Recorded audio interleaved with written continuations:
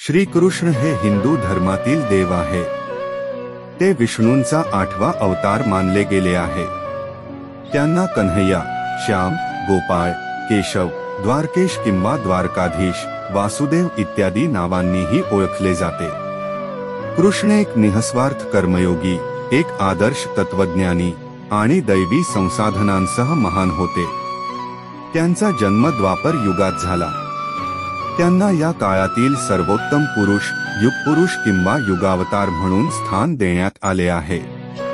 कृष्णाचे समकालीन महर्षी वेदव्यास यांनी रचलेल्या श्रीमद भागवत आणि महाभारतात कृष्णाचे चरित्र सविस्तरपणे लिहिले आहे। भगवद्गीता हे कृष्ण आणि अर्जुन यांच्यातील संवाद आहे, जी आजही जगभरात लोकप्रिय आहे।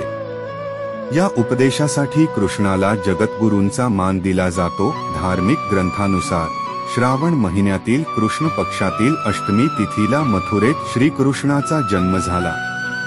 आख्यायिकेनुसार कंसने आपल्या वडील उग्रसेन राजाचे सिंहासन हिसकावून घेतले आणि त्यांना कैद केले आणि स्वतःला मथुरेचा राजा घोषित केले। कंसाला देवकी नावाची बहीण होती।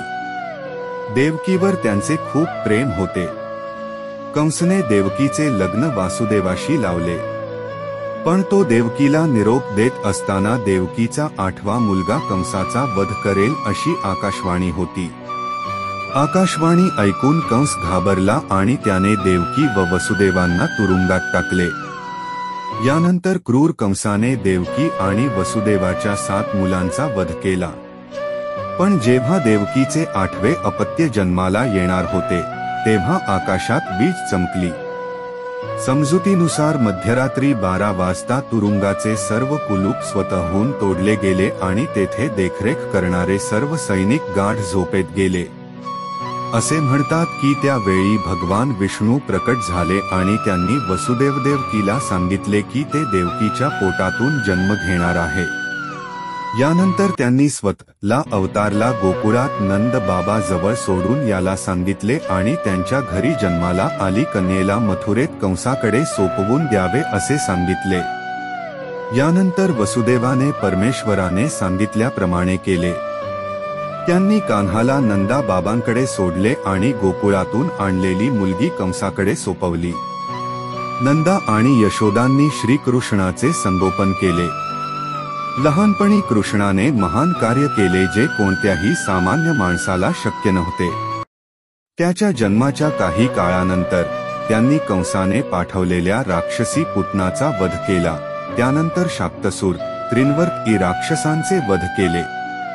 नंतर गोकुळ सोडून नंद गावी आल्यावर तेथेही त्यांनी अनेक लीला केल्या, ज्यात गोचरण लीला, गोवर्धन लीला, रास लीला इत्यादी प्रमुख आहे।